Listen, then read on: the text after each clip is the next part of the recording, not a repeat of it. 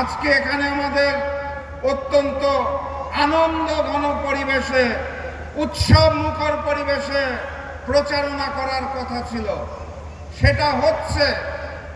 কিন্তু একই সাথে সাথে আমাদের মনটাও বিষণ্ণ হচ্ছে, কারণ এই নতুন বাংলাদেশে গণভোটের পক্ষে প্রচারণার সময় নতুন জালেমের পক্ষ থেকে হামলা হওয়ার কথা ছিল না। মসজিদে প্রবেশ করে তারা আমাদের উপর হামলা করেছে, আমাদের বোনদের উপর হামলা করেছে। ঢাকা 15 আসনের জনগণকে জানিয়ে দিতে চাই, মাথা উঁচু করে জবাব দিবেন।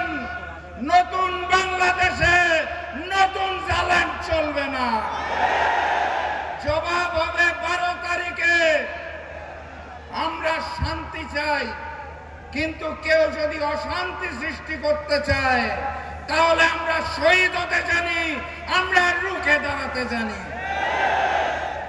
ওই একটি বৃহৎ দল নতুন করে প্রচারণা করার চেষ্টা করছে না ভোটের পক্ষে।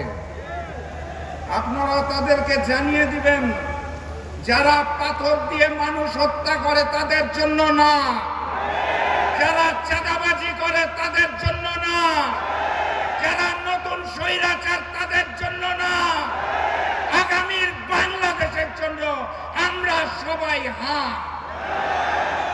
অতএব গণভোটে হাঁকে জয়যুক্ত করতে হবে।